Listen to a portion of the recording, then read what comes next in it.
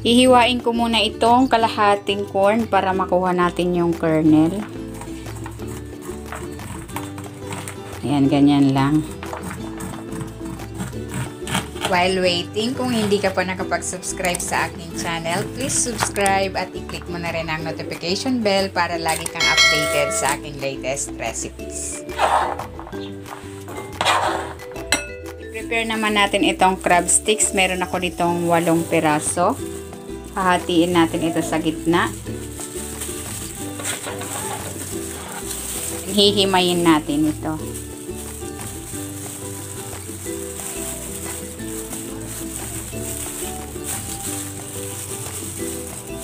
Ayan, ganyan lang. Tatapusin ko lang ang paghihimay sa natitira pa natin crab sticks. Ayan, ready na itong ating crab sticks. Maglalagay ako ng cooking oil.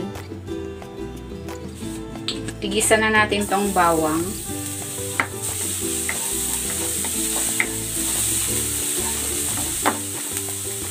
At ang sibuyas.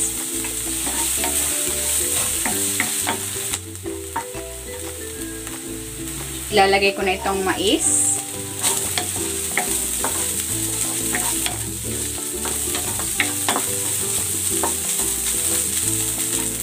Maglalagay ako ng asin at ng paminta.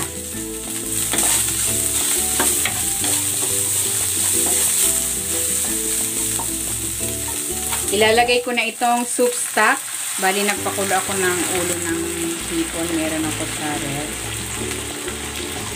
Ayan na yung raw. Tagan pa natin.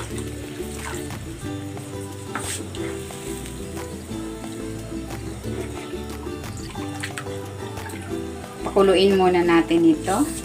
Takpan natin.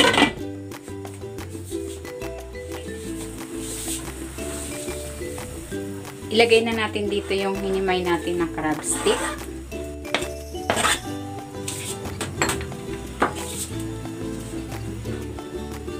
Ayan, para malapot yung ating soup, maglalagay ako ng cornstarch na tinunaw sa tubig.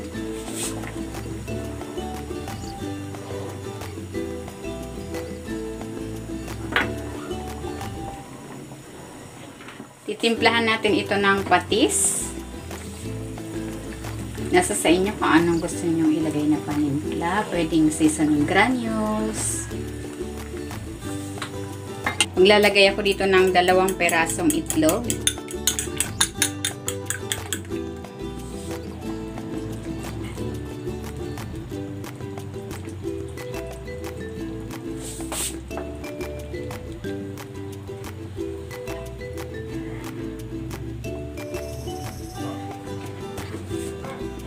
Ilalagay ko na itong malunggay at ang onion leeks para mabango.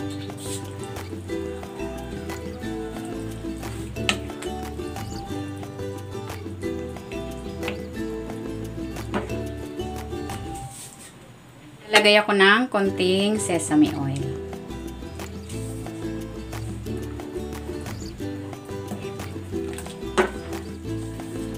Tikman na natin.